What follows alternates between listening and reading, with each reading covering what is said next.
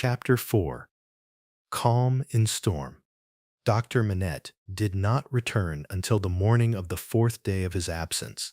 So much of what had happened in that dreadful time as could be kept from the knowledge of Lucie was so well concealed from her that not until long afterwards, when France and she were far apart, did she know that 1,100 defenseless prisoners of both sexes and all ages had been killed by the populace, that 4 days and nights had been darkened by this deed of horror, and that the air around her had been tainted by the slain. She only knew that there had been an attack upon the prisons, that all political prisoners had been in danger, and that some had been dragged out by the crowd and murdered. To Mr. Lorry, the doctor communicated under an injunction or order of secrecy on which he had no need to dwell, that the crowd had taken him through a scene of carnage or massacre to the prison of La Force, that in the prison he had found a self-appointed tribunal or court sitting, before which the prisoners were brought singly, and by which they were rapidly ordered to be put forth to be massacred, or to be released, or, in a few cases, to be sent back to their cells. That, presented by his conductors, or guides to this tribunal, he had announced himself by name and profession as having been for 18 years a secret and unaccused prisoner in the Bastille, that one of the bodies so sitting in judgment had risen and identified him, and that this man was Defarge, that hereupon he had ascertained or discovered through the registers or records on the table that his son-in-law was among the living prisoners, and had pleaded hard to the tribunal, of whom some members were asleep and some awake, some dirty with murder and some clean, some sober and some not, for his life and liberty, that, in the first frantic greetings lavished or bestowed on himself as a notable sufferer under the overthrown system, it had been accorded to him to have Charles Darnay brought before the lawless court and examined, that he seemed on the point of being at once released, when the tide or momentum in his favor met with some unexplained check or stop, not intelligible or clear to the doctor, which led to a few words of secret conference, that the man sitting as president had then informed Dr. Manette that the prisoner must remain in custody, but should, for his sake, be held inviolate or protected in safe custody, that immediately, on a signal, the prisoner was removed to the interior of the prison again, but that he, the doctor, had then so strongly pleaded for permission to remain and assure himself that his son-in-law was, through no malice or mischance, meaning, through no ill will or by accident, delivered to the concourse or crowd whose murderous yells outside the gate had often drowned the proceedings, that he had obtained the permission and had remained in that hall of blood or violent place until the danger was over. The sights he had seen there, with brief snatches or moments of food and sleep by intervals, shall remain untold. The mad joy over the prisoners who were saved had astounded him scarcely less than the mad ferocity or violence against those who were cut to pieces. One prisoner there was, he said, who had been discharged or released into the street free, but at whom a mistaken savage had thrust a pike or long spear as he passed out, or, when out, being besought to go to him and dress the wound, the doctor had passed out at the same gate and had found him in the arms of a company of Samaritans, or helpers, who were seated on the bodies of their victims.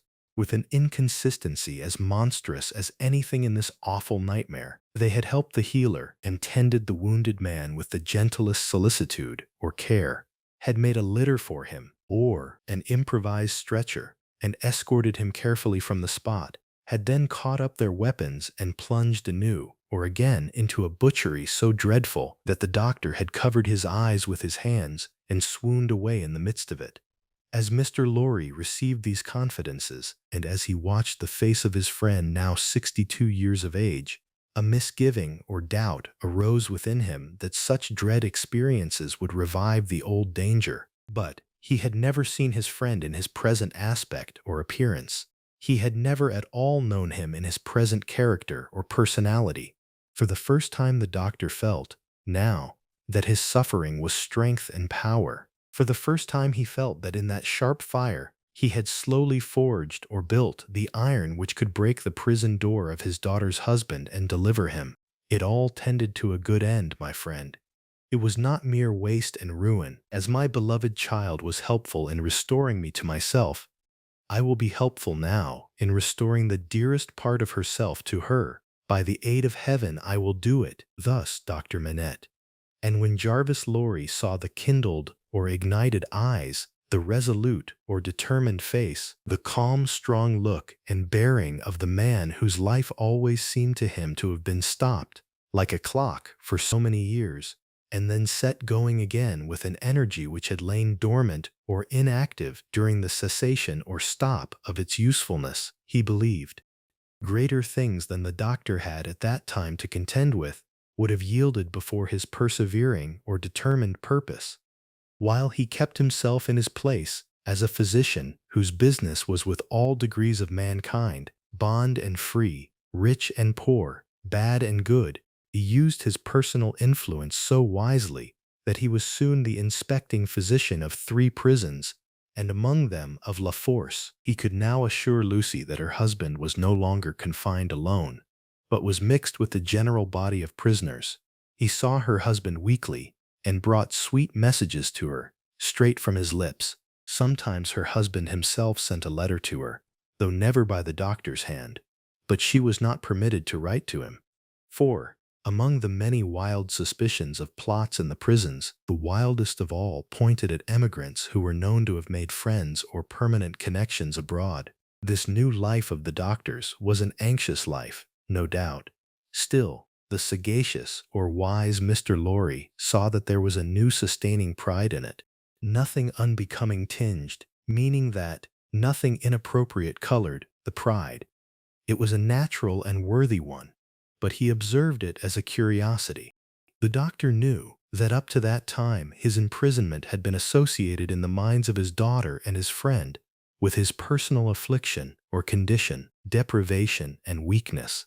Now that this was changed, and he knew himself to be invested through that old trial with forces to which they both looked for Charles's ultimate safety and deliverance, he became so far exalted or uplifted by the change that he took the lead and direction and required them as the weak to trust to him as the strong. The preceding or previous relative positions of himself and Lucie were reversed, yet only as the liveliest gratitude and affection could reverse them.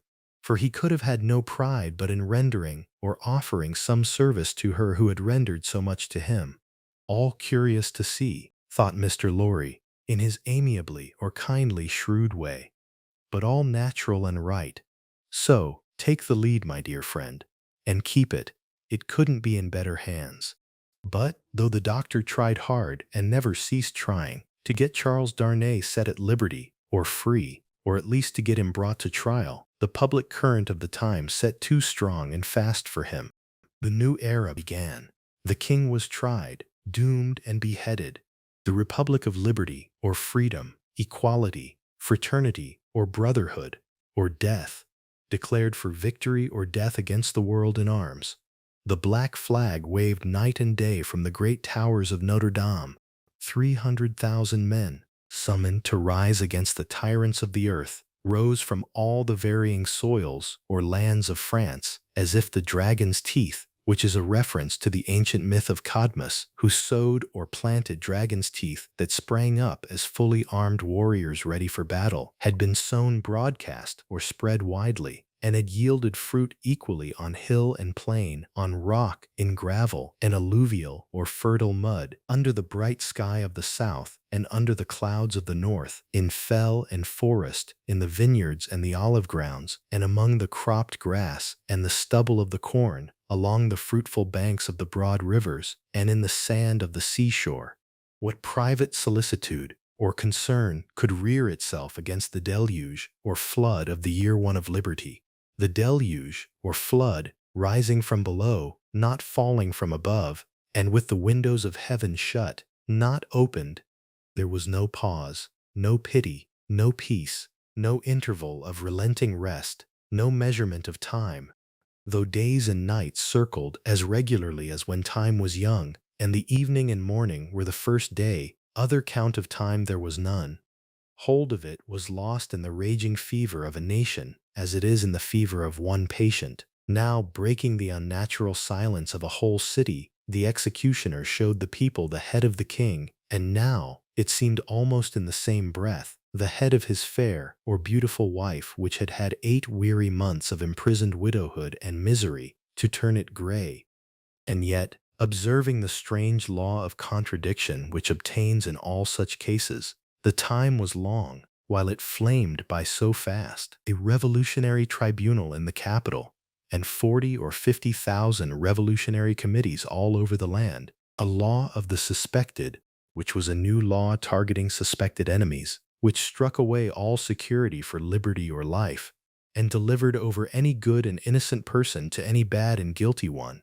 Prisons gorged or filled with people who had committed no offense and could obtain no hearing. These things became the established order and nature of appointed things, and seemed to be ancient usage before they were many weeks old.